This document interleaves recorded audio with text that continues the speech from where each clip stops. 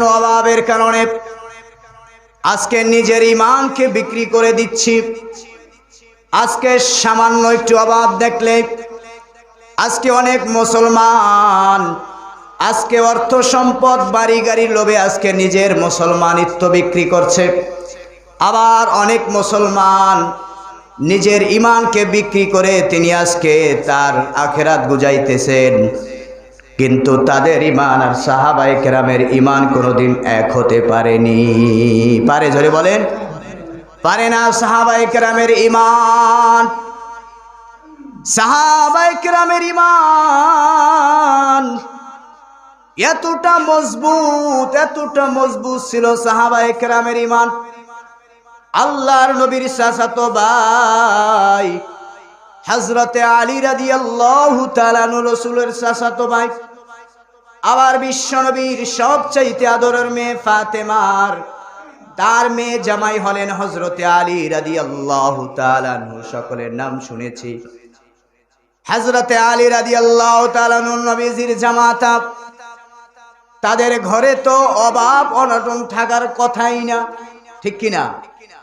যেই নবীকে না বানাইলে পৃথিবীর কোনো কিছু তৈরি হতো না, যেই নবী পৃথিবীর শ্রেষ্ঠ নবী, সেই নবীর মেয়ের ঘরে খাবার নাই।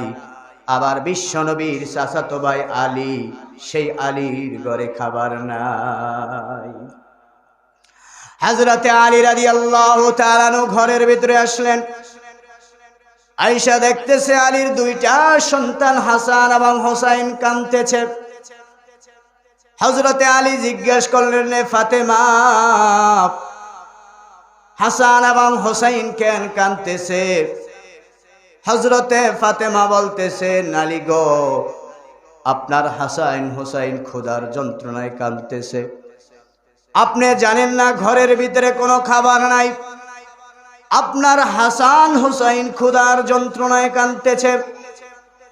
হযরতে আলী রাদিয়াল্লাহু তাআলা আনহু তিনি ঘর থেকে বের হইয়া বিশ্বনবীর দরবারে গেলেন। বিশ্বনবীর দরবারে গিয়া বসে রয়েছেন। আবার কিছুক্ষণ পর হযরতে আলী আবার ঘরে ফিরে আসলেন। হযরতে আলী দেখতেছে হাসান হোসাইন কাঁদতেছে। ফাতেমাকে জিজ্ঞেস করতেছে, ফাতেমা,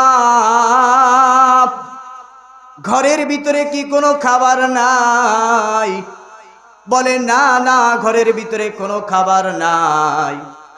হযরতে আলী আবার বের হয়ে গেলেন ঘর থেকে। কারণ সন্তান যদি বাবার সামনে না খেয়ে কান্না করে, কোনো বাবা ধৈর্য ধারণ